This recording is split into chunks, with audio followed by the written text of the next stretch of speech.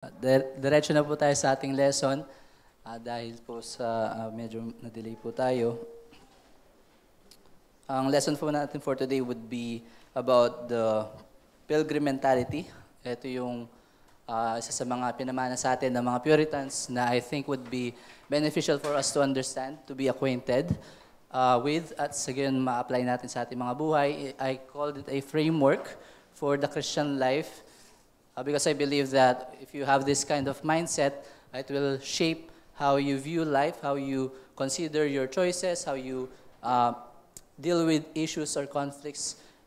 Basically, kung paano ka mamumuhay bilang Kristiyano, it will shape your understanding and your application of the Bible sa iyong buhay. So we call this the pilgrim mentality. For our text, we'll read from 1 Peter chapter 2, verse 11. Sabi ni Pedro dito, "Beloved, I urge you as sojourners and exiles to abstain from the passions of the flesh which wage war against your soul." Sa teksto na ito, makita natin si Pedro, how he exhorts yung mga suffering Christians towards holiness by addressing them as sojourners and exiles. Sa King James, ang translation ng exiles ay pilgrims. Yung identity of being pilgrims and exiles means that they will be different. Magiging kakaiba sila from the world that they are living in. And that is the reason why they need to abstain from the passions of the flesh na nagkakarakterize sa mga ungodly people or ungodly community around them.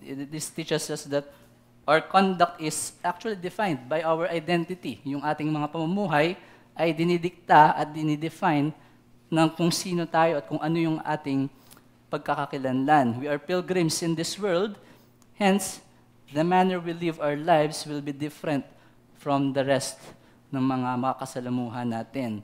So we say here that embracing your God-given identity as pilgrim will translate to progressing in your pursuit of sanctification. So kung i-embrace natin yung ating identity as pilgrims, then we'll have that progress sa ating sanctification at mas magiging epektibo yung ating pakikibaka laban sa kasalanan.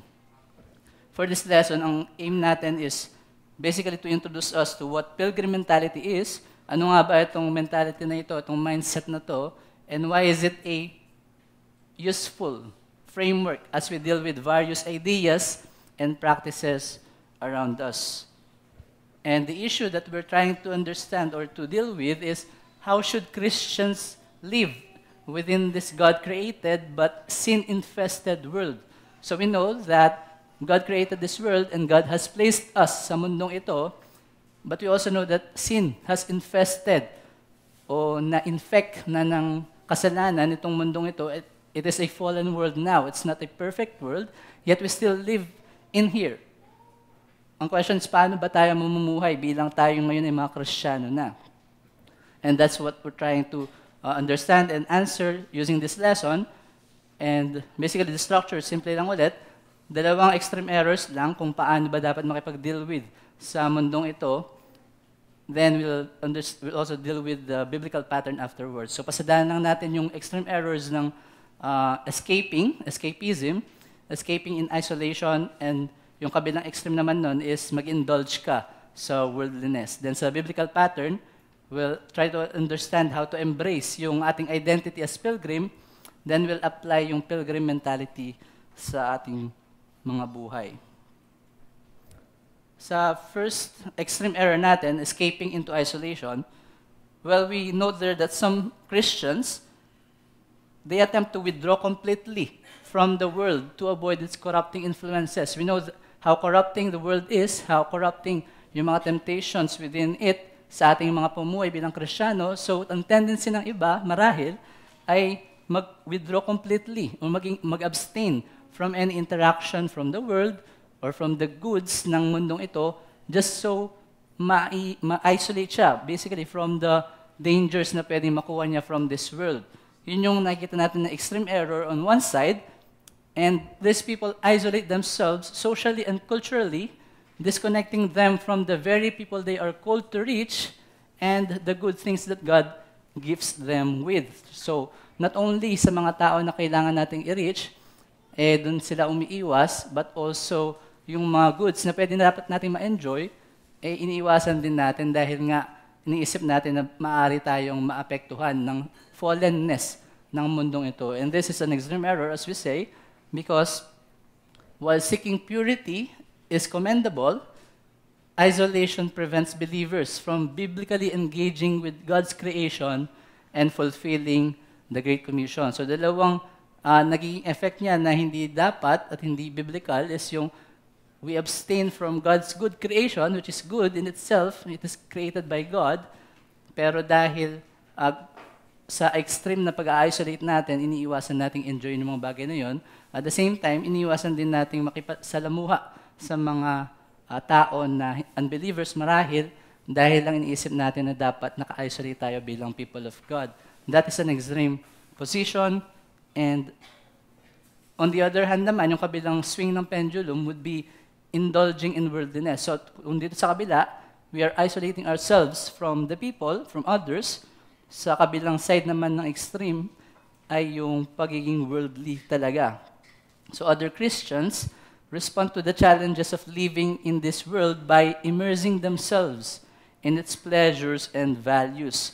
So yung kanina, todo isolate, ito na naman ay sumosobra sa paki-engage to the point na na-absorb na niya yung pagiging makamundo ng mga unbelievers. They prioritize worldly success, comfort, and acceptance of this world over yung spiritual realities and yung obedience na dapat ay binibigay natin sa Panginoong Diyos. The point here is that by conforming to the world, many professing believers have neglected their calling towards holiness. At nire-risk nila yung pagiging pag-ensnared, pang-ensnare ng kasalanan sa kanilang mga desires. So we are risking ourselves to be ensnared sa mga sinful desires na pwedeng mahulog tayo sa tuwing tayo ay sumosobra sa pakikipag-engage sa mundong ito. So dalawang extremes na dapat ay iwasan natin, yung pag-isolate at pagiging monk, yung error ng monasticism at ng abstain, pag-abstain is yung they don't enjoy the goods of this world and they also don't interact socially. That's one error. The other extreme would be immersing yourself too much sa mundong ito. But what would be the lesson from both these errors? Well, we say that both escaping into isolation and indulging in worldliness are flawed responses to living in a fallen world. So this is not the biblical approach na tinuturo sa atin ng salita ng Diyos kung paano tayo makikisalamuha sa mundong ibinigay ng Diyos sa atin at kung saan niya tayo nilagay na mga societies or cultures, hindi isolation at hindi rin indulging ang solusyon. These wrong approaches either lead to moral compromise or neglect of our earthly callings. So kung worldly yung magiging tendency mo, mas maglilid ka sa kompromiso sa mundong ito. While on the other hand, kung sobrang pag-isolate mo naman, you will neglect yung mga earthly callings na binigay sa atin ng Panginoong Diyos. Instead, ang panawagan natin is to be in the world but not of it. So we Christians are in the world but not of the world. We are to engage with society while maintaining our distinction. Ano yung distinction natin from them?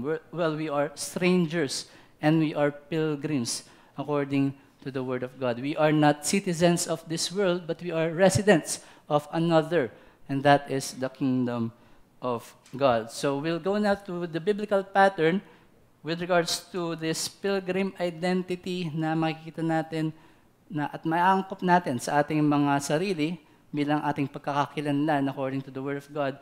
Well, we have to first embrace yung ating pilgrim identity.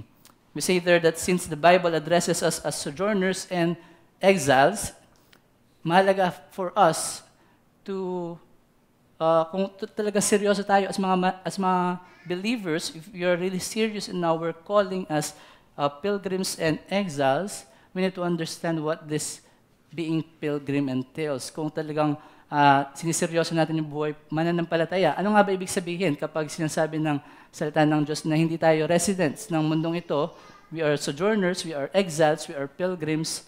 Ano nga ba ang pagkakaintindi natin dyan? Meron tayong 3 points dyan. Una, pilgrims on a journey. Then we'll say that we are also pilgrims in a temporary world, and we are pilgrims towards an eternal destination. So, i-define natin what being a pilgrim means by these 3 points. Well, first, pilgrims on a journey. Many believers today are foreign to the biblical idea of Christian pilgrimage. Marami din sa atin yung hindi ganun ka-familiar kung ano ibig sabihin ba ng pagiging pilgrim sa salita ng Diyos according to the Word of God. And ano ba ibig sabihin nito sa atin ngayon as we live in our modern age? Sorry. Some just see the Christian life as a ticket to heaven without any serious demands from their conduct. So maraming mga Kristiyano na naligtas, ang tingin sa salvation at sa buhay pananampalataya ay yung ticket na magliligtas sa kanila from hell at magdadala sa kanila sa langit without any serious demands sa kung paano sila mamuhay, kung paano sila mag-interact dito sa mundo na binigay ng Diyos sa kanila. While others, they see the Christian life through the lens of either a nominal churchgoer or a committed member.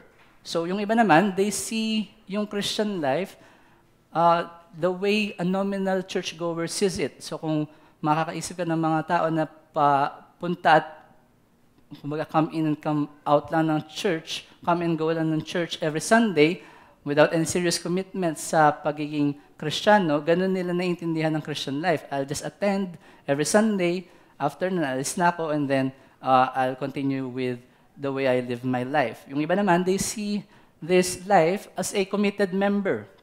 So marami sa atin, we see our calling as Christians bilang mga committed na mga members sa iglesyang ito with all our covenant duties na kailangan natin i-fulfill yung ating mga obligasyon sa bawat isa, and we are committed to do those. But nothing more. So yun yung pagkakaintindi natin sa Christian life. But we say here that just like yung character ni John Bunyan sa Pilgrim's Progress, which is Christian, we too are called to travel here in this ungodly world towards our dwelling place. So may panawagan sa atin, and it is not a static calling. This is a dynamic calling in a sense that we are in a movement. Merong paggalaw, merong pagkilos. It's not just receiving a ticket out of hell and ticket to heaven, it's also a journey towards our celestial city, which is our real dwelling place. Sabi ng Hebrews 11 verse 13, these all, pertaining to the Old Testament saints, these all died in faith, not having received the things promised, but having seen them and greeted them from afar, and having acknowledged that they were strangers and exiles on the earth. So, ganyan ang identity natin bilang mga Kristiyano, just like the Old Testament saints, that we are journeying towards a place that we know is our true and genuine and real dwelling place. And we know that we are not part of this world. Anong implication natin nitong bagay nito para sa atin? Well, the implication is that the believer's life will be characterized by spiritual movement and adventure with all the blessings and challenges it involves. So, ang ating buhay pananampalataya, it will have that characteristic of a movement or an adventure or journey, kasama na lahat ng mga blessings at ng mga pagsubok na maranasan natin along the way from our journey here on earth towards our destination, which is heaven, sa dwelling place ng Diyos. The point here is that the disciple who committedly follows Christ will eagerly traverse this world towards his eternal destination despite of the difficulties. So, gaano man kahirap yung ating paglalakbay bilang mga pilgrims dito sa mundong ito, one thing that this pilgrimage teaches us is that if we are true followers of Christ, we will be eager to traverse this journey. Kahit na gaano kahirap, gaano ka-challenging, gaano karaming afflictions at persecutions man ang maranasan natin, we will still progress sa ating paglalakbay bilang mananampalataya.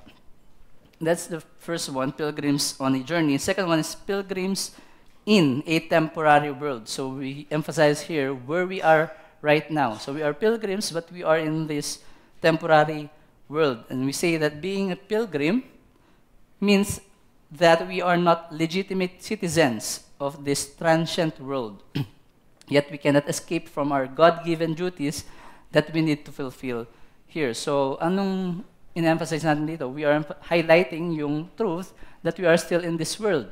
Nandito pa rin tayo sa fallen world na to at hindi tayo mag-isolate nga, hindi tayo iti-take away from it. We will still interact with sinful people, with unbelievers, with sinful people like us, even in the church, yet we are still called to fulfill yung mga duties natin na ibinigay ng Diyos. And God has placed us in our stations, own stations and callings, not outside of this world, but within this world.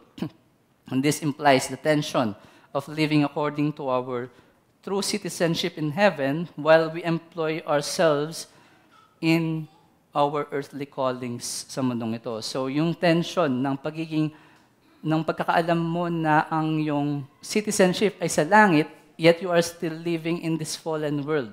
That is a reality that we must grapple with, that we must accept, and that it implies na hindi magiging madali ang pamumuhay bilang Kristiyano because you're living away from your true home, from your true kingdom na kabilang ka. And all of the rest of these people that you will be interacting with sa journey mo dito will not only comprise ng mga Kristiyano but also ng mga kumukontra sa iyong paglalakbay bilang Kristiyano.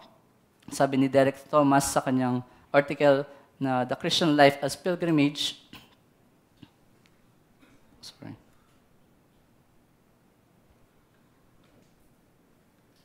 sabi niya, pilgrimage is evocative of the transitory nature of this life. Ibig sabihin, yung ating buhay ay pansamantala. Here we have no lasting city, but we seek the city that is to come. The things that are seen are transient. What does it mean to refer to this life as transient? The answer lies in the tension evoked in the New Testament between the now and the not yet. Christians are those upon whom the end of the ages has come. Something of this world to come has already perforated our space-time existence and has claimed us as citizens of another realm. So ang point here is that Christian pilgrims must now conduct their lives in godliness as they sojourn in this godless world. So that's the challenge, that's the difficulty that we must accept, yet it's still a noble calling na binigay sa atin ng Diyos, that we are called to be godly in the midst of a godless world. And we also need to beware of this reality that we need to be mindful of the reality that whatever this world will offer in exchange of your progress is only fleeting and worthless. So sa ating pilgrimage bilang mga Kristiyano, we will encounter offers ng mundong ito so that you will be derailed from your progress. Hindi ka magpatuloy o hindi ka magprogreso sa iyong paglalakbay, sa iyong growth as a Christian. And we say that you need to be aware of that. You need to be mindful na hindi dapat natin tanggapin yung mga offer na yon, whatever offer that is, because it will only be fleeting. It will only be worthless dahil it is part of this transient world. Last point, pilgrims towards an eternal destination. So here we are emphasizing naman yung goal. So lahat ng journey, as we know, is characterized or is assuming that there is a destination. So this destination and goal, this motivates the pilgrim to continue treading the path na kanyang pinaglalakbayan. So once you go on to a journey, you don't go to a journey without a goal in mind or an end point na gusto mo mapuntahan. It's not a journey kung wala siyang kapupuntahan. And that is true also for our spiritual pilgrimage. Our eyes are looking for things that are unseen, yung mga bagay na hindi nakikita na ngayon, but will be realized once we get to the end point of this pilgrimage. So that is what we're looking at. That is what our target is. Mga bagay na hindi talaga natin nakikita as of now, mga realities na hindi mapaperceive ng ating sight, but will be realized once we get to that point, to the end point ng ating pilgrimage. Sabi ng 2 Corinthians 4 verse 18, as we look not to the things that are seen, but to the things that are unseen. For the things that are seen are transient, but the things that are unseen are eternal. Sabi natin dyan is that our heavenly journey diverts our weary souls from the present hardships and pushes our gaze towards the eternal reward in the future. So yung pagkakaalam natin that our journey has an eternal destination, it diverts yung ating mga pagod na kaluluwa as we traverse this difficult path, this difficult journey ng pagiging Kristiyano. It takes our gaze, yung focus natin from this, at dinadivert niya sa eternal reward na meron tayo sa future. And that gives us motivation to progress and to persevere sa kung paano tayo nagpapatuloy sa ating paglalakbay bilang mga pilgrims. Ito sinabi ni Jonathan Edwards na insightful for us. Sabi niya sa kanyang sermon,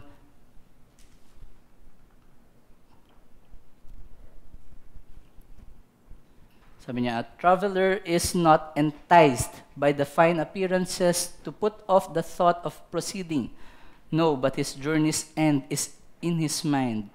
If he meets with comfortable accommodations at an inn, he entertains no thoughts of settling there. He considers that these things are not his own, but that he is a stranger. And when he has refreshed himself or tired for a night, he is foregoing forward. Ang sinasabi na ni Edwards dyan ay whatever this world will entice us with, i-offer sa atin to derail us, ay hindi magiging successful if we have that eternal end in our mind. Kung alam natin kung ano yung talagang kapupuntahan natin, kung ano yung dapat nating puntahan na goal or destination. And we say there that our destination is eternity with God, either heaven in the intermediate state kapag namatay ka, or in the final state kung saan ibibigay sa atin ng Diyos ang new heavens and new earth. Basically, the dwelling place of God wherein we will be dwelling with Him for all eternity as well. Our point here is that our Christian pilgrimage is defined but by what we long to possess in the end. That is to dwell eternally sa presensya ng ating Panginoong Jesus. So ano yung matututunan natin from these 3 points ng pagde-define natin what a pilgrim is, what a pilgrimage is? Well, ang unang lesson dyan is that embracing this pilgrim identity, it will strengthen the serious Christian to persevere amidst various trials and temptations in this life. If you know what your true calling is, and one aspect of that is being a pilgrim in this world, kung may embrace natin yung identity natin na yon, hindi tayo taga dito, kundi meron tayong kapupuntahan na ating real citizenship, kung nasan talaga yung real citizenship natin, it will help you to be strengthened. It will give you comfort, it will give you hope, it will give you a deeper sense of trust sa Panginoong Diyos, because we know that these trials and temptations sa buhay nito will just be temporary. And what will be eternal will be the destination na pupuntahan natin. Another lesson for us as well is that the believer's identity as a pilgrim will distinguish the true disciples from hypocrites.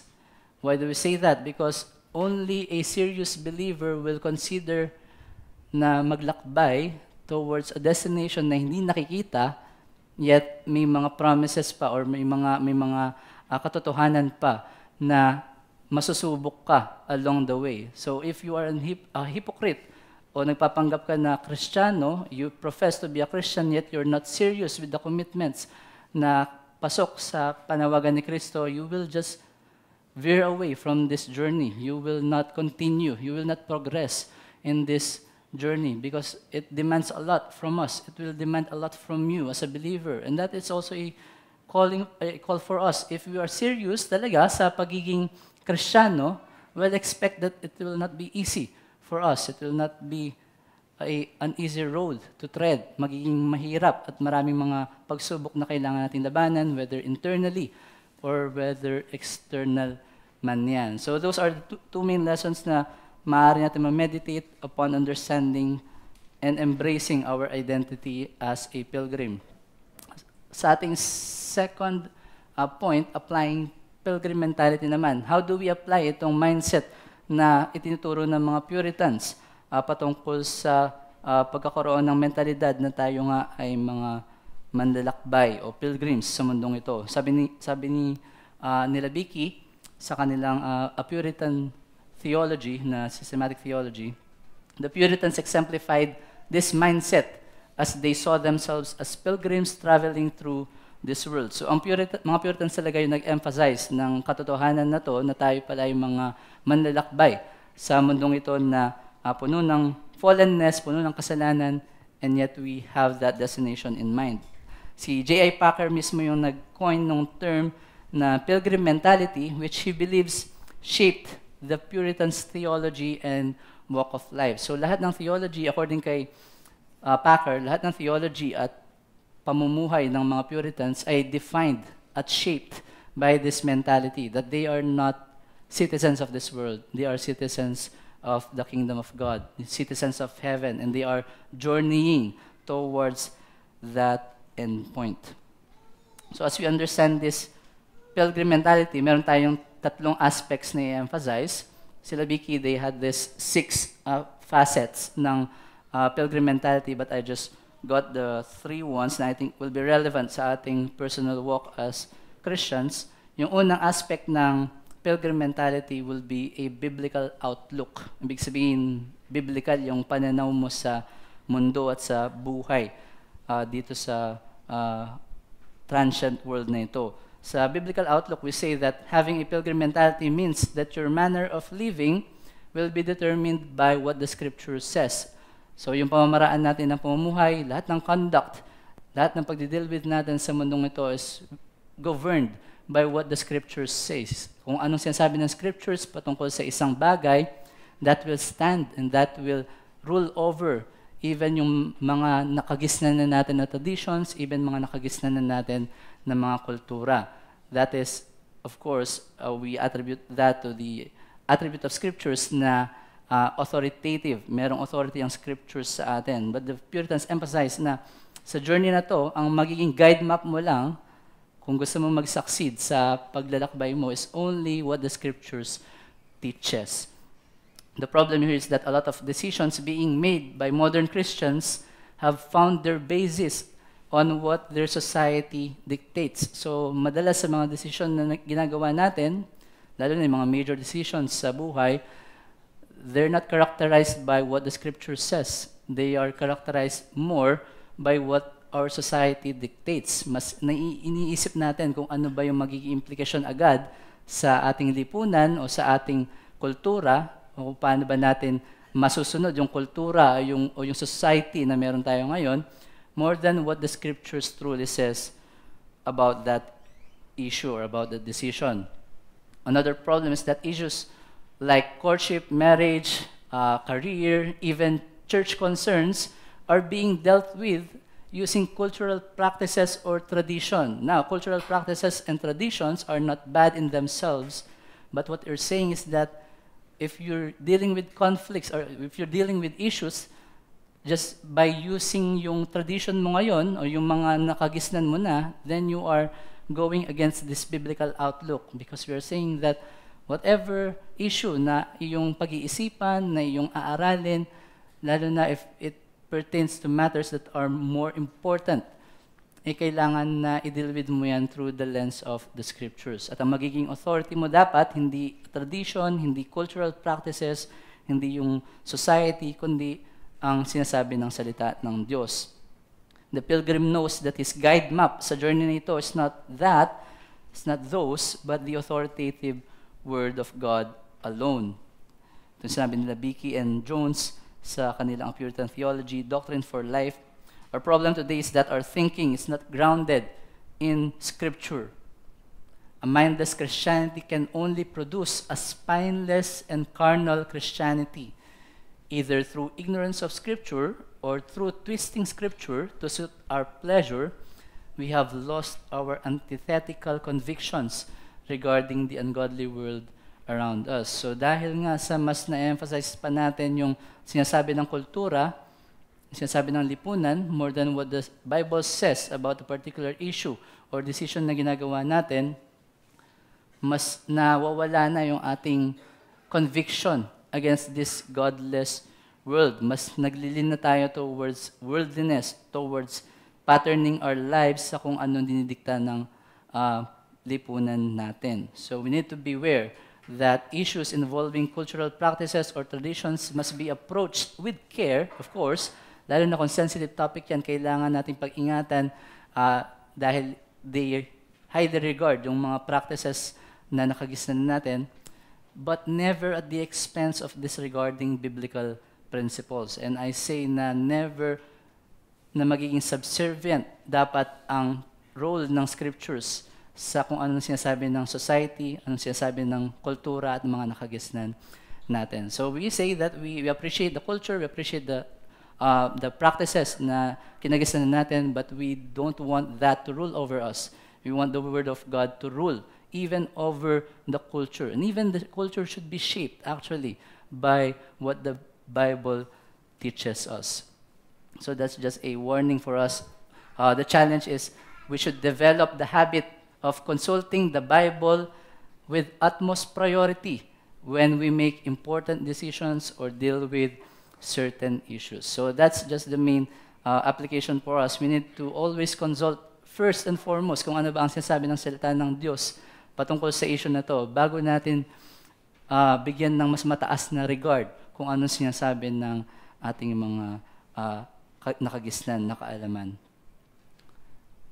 And this challenge assumes that we will be regularly feeding on the Word of God. We will regularly meditate on the Word of God, and we will apply these principles that we learn from the Word of God sa ating buhay. Sabi ni Henry Smith sa kanyang Food for Newborn Babes sa tong Puritan,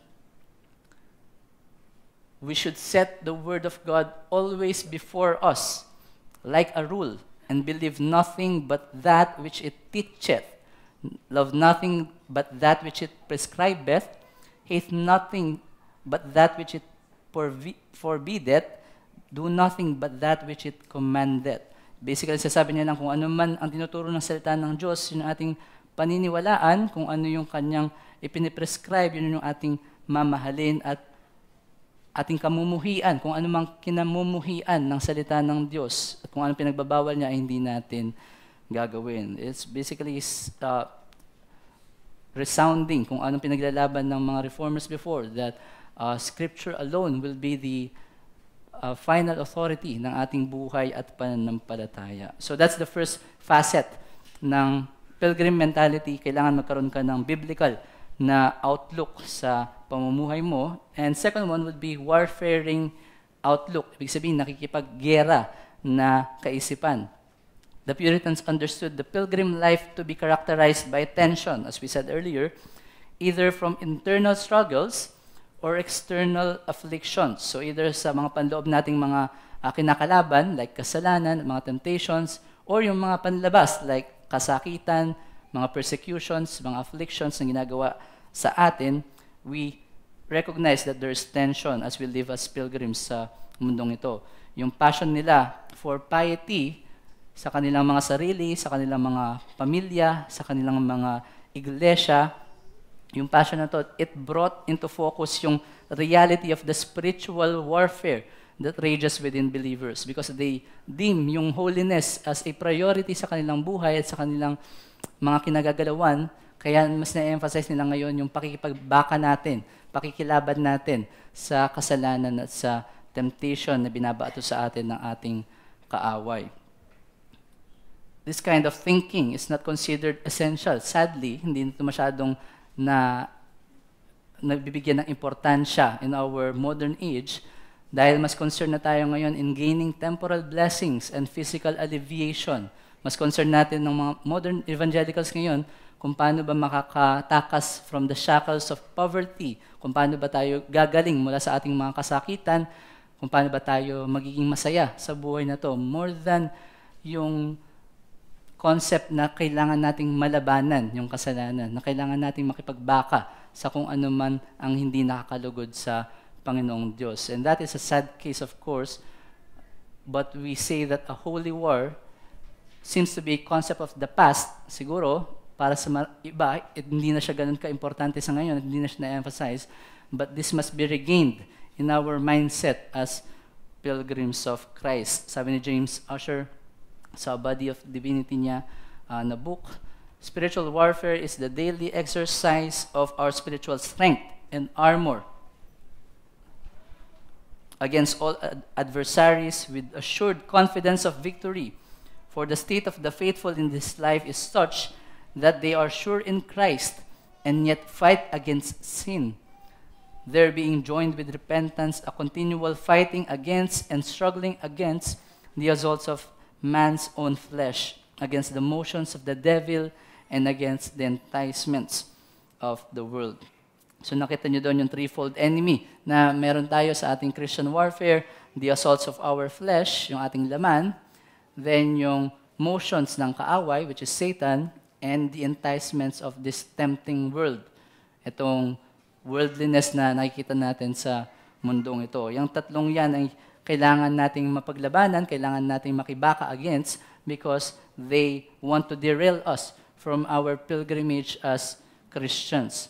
The people of this world are driven by pursuits centered on pleasure, profit, and status, and a worldly individual only follows the spirit of fallen humanity. So ang worldly na person, they only follow kung ano yung dinidikta ng kanilang sinful human nature at ano yung nagka-characterize doon. Well, it is characterized by self-seeking, self-indulgence, with little to no regard for God.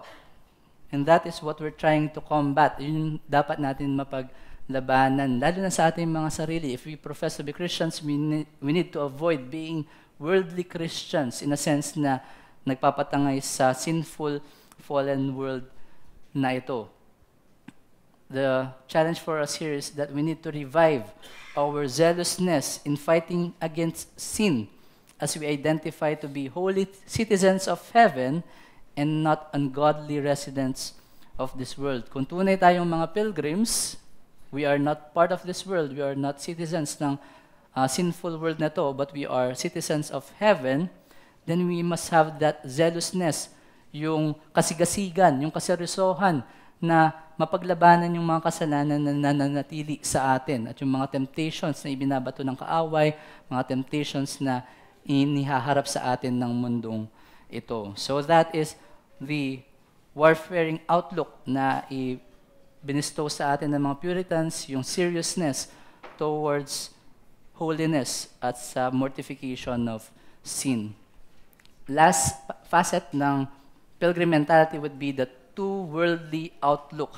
We say that there are two worlds na nasa kaisipan ng mga Puritans when they deal with the world, when they live as Christians and as pilgrims in this fallen world. We say there that the Puritans believe that a Christian should have heaven in your eye the whole time that he is walking on this earth. So sabi ng Puritans, as we walk in this earth, as we live our lives sa mundong ito, bilang mga mananampalataya, nararapat lang na ang langit ang nasa mga mata natin.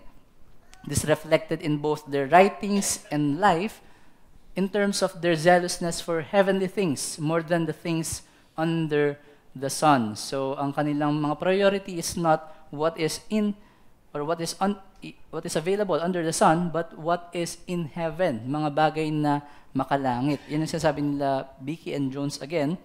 The Puritans lived to the full in this life, but as they did so, they kept an eye fixed on eternity. It is said that some believers are so heavenly minded that they are of no earthly use. That could not be more wrong with regard to the Puritans, who show us that we can be of no earthly use unless we are heavenly minded. I have often discovered that the more I am focused on future glory, the more zeal I have for the real well-being of those around me. Siguro narinig niyo yung phrase na yun na masyado kang makalangit, that you are of no earthly use. I'm not sure if that's from Luther, but sinasabi nila Vicky dito, that could not be more true sa kung paano to present ng mga Puritans. Sa mga Puritans, kumbaga ang in-emphasize nila, mas magpakalangit ka sa iyong kaisipan, sa iyong pamumuhay. Kumbaga, live in heaven in a sense. And that will bring forth fruits in your earthly engagement. Hindi natin masasabi na, I'm not sure if you can say that to yourselves, but I can't say that to myself na dumating ako sa point na I'm so heavenly that I'm of no earthly use because we know how yung indwelling sin natin. But for the Puritans, the more na mas ina-emphasize mo yung pagiging makalangit mo, pag-dwell mo in heavenly realities, mas nagiging effective ka sa yung earthly callings. So that is one thing that we can apply as well sa ating mga pamumuhay. We should avoid yung kaisipan na masyado tayong sumasobra sa pagiging makalangit, na baka sumobra na tayo sa langit, sa kabanalan natin. Because of course, we cannot be. But again, mas ma-emphasize natin dito na while we can't do that, the more that we persevere, the more that we aspire, we pursue yung mga makalangit na mga bagay, it will bring forth yung earthly use talaga sa ating pamumuhay dito sa mundong ito. And this is the prayer for every believer dapat na sinabi ni Jonathan Edwards, "Oh God, stamp my eyeballs with eternity," because that is what Christians should be characterized by, na namumuhay sila in this earth, yet yung kanilang mga paningin, yung kanilang mga eyeballs ay stamped with eternal realities and with eternal truths na itinuturo sa atin ng Diyos. We also see here sa kanilang heavenly outlook, if you can say that they know that in heaven there will be no longer struggles with sin. There will be no struggles with Satan anymore. Wala nang struggles with the world, and there will be no tears and sorrows, no sickness and in death. Kaya importante that we emphasize na yung future glory natin yung ating tinitignan as we traverse this world because of the benefits na makikita natin pag nakatungtong na tayo sa stage na yun, kapag naabot na natin yung endpoint na yun. Wala nang kasakitan, wala nang struggle with sin, wala nang mga temptations ng mundong ito, wala na ding kalungkutan, wala na ding pag-iyak, at wala nang kamatayan. But not only the negatives na mawawala, meron din mga positives na ma-avail natin once we are in heaven. In heaven, we will be in the presence of the Lord forever. So that's the greatest blessing that you can have as a creature.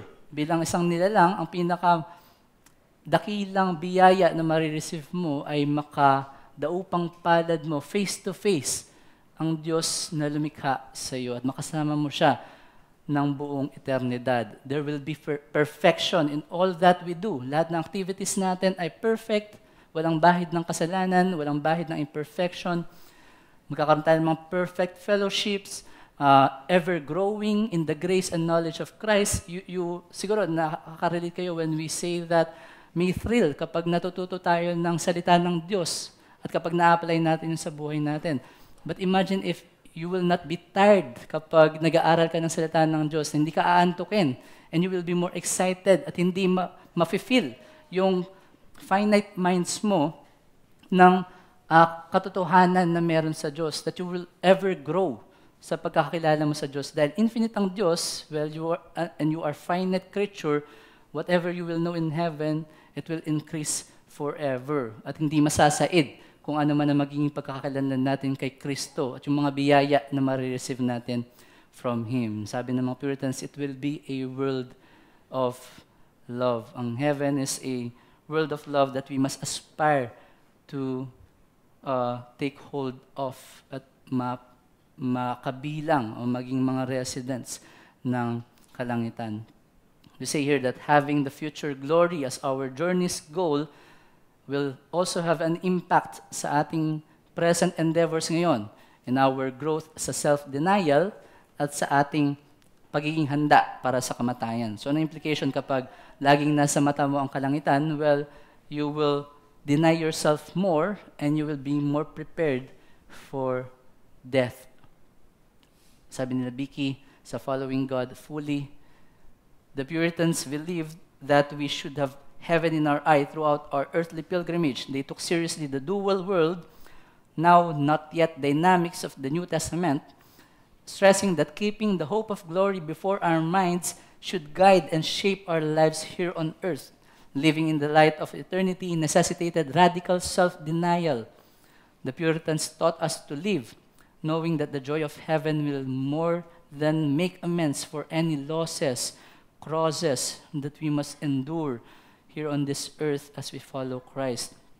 They taught us that preparation for death by means of sanctified trials lies at the heart of learning to live to God. So as you meditate more on heaven and as you have heaven in your eyeballs stamped, mas magiging willing ka to deny your own pleasures, to deny your own needs or wants, and ma-prioritize mga bagay na dapat mong prioritize, like the interest of others, the welfare of others, and it will also prepare you for death. We have been saddened by a lot of deaths in the recent times, and marami napaisip din kayo, how should we prepare for death? Sa ating mga sarili, paano ba tayo magiging handa talaga? Well, we know na kapag namatay tayo, we'll be in heaven. We know that, we believe that. But one thing that will help you prepare bago dumating yung time na yon at maging comfortable in a sense na magiging willing ka or magiging ready ka to meet your death will be to always meditate sa kung anong mangyayari after that death. You will enter the eternal glory with Christ once you close your eyes in death. And that's the comfort that we have as Christians. Unfortunately, for those who are not in Christ, that is not a comfort that you can appropriate sa iyong sarili. Kailangan mo munang magkaroon ng relasyon kay Kristo at pananampalataya sa Kanya bilang Panginoon at tagapagligtas. Ang hamon for us here, mga mananampalataya, is that we should maintain the glories of Christ in heaven as the stimulant for our zealousness in this Christian pilgrimage. So what will stimulate, what will motivate our endeavors, yung ating kalakasan sa paglalakbay amidst this difficult world will be the glories of Christ in heaven. So those are the three facets ng pilgrim mentality, and I want to give you the lesson about this mentality, that this sets the believer's life to be determined by the Bible, zealous for holiness, and propelled by eternal glories. So ang pilgrim mentality, it teaches us that our life should be governed ng salita ng Diyos, and it should be serious for holiness, and it should have eternity at its final goal or destination. It will be propelled by the glories of the eternity. One last quote from J.I. Packer from his book, A Quest for Godliness. The Puritans have taught me to see and feel the transitoriness of this life, yung pagiging pansamantala ng buhay na ito. To think of it with all its richness as essentially the gymnasium and dressing room where we are prepared for heaven, and to regard readiness to die as the first step in learning to live. So that is what the Puritans have taught us through this kind of mentality, being a pilgrim, embracing our identity as pilgrims, and appropriating yung mindset na yon sa ating pamumuhay bilang Kristiyano. And we also learned about the dangers ng extreme errors, isolation on one hand, and the indulgence, so worldliness on the other. We need to avoid those extremes. The balance would be to have a pilgrim mindset, to have a pilgrim mentality that you know you are not of this world, but you are still in this world, and all of that entails for your life as a Christian. So to conclude, I want to say that adopting a pilgrim mentality will shape the way we engage with this transient world and the way we prepare for the world to come. Yan ang magpe-prepare sa atin sa kung paano tayo makipagsalamuha sa mundong ito at paano tayo maghahanda para sa buhay na walang hanggan. Tayo po manalangin. Dakila naming Diyos, amang banal, salamat sa paalala na pinagkaroon po sa amin sa lesson na ito that we truly are pilgrims and strangers in this world. We are exiles. We are not citizens ng mundong ito. We are citizens of our King, Jesus Christ, na nananalagi sa kalangitan. We ask, Panginoon, that you embed sa aming mga kaisipan itong mentality na ito na tinuro ng mga Puritans sa amin to have the eternity stamped on our eyeballs, to have the reality na whatever we encounter here in this world will be transitory, will be temporary, and whatever we will do, whatever we will decide upon, whatever issue we will deal with, should be governed of what our guide map teaches us, what the Word of God teaches us. So please help us to apply this sa aming mga pamumuhay and help us in our progress as pilgrims in this sinful world. Kayo po nawa ang mag-glorify, bigyan niyo kami ng patuloy na kasigasigan sa aming pamumuhay bilang mga mananampalataya. Dalangin po namin ito sa pangalan po na aming Panginoong Jesus. Amen.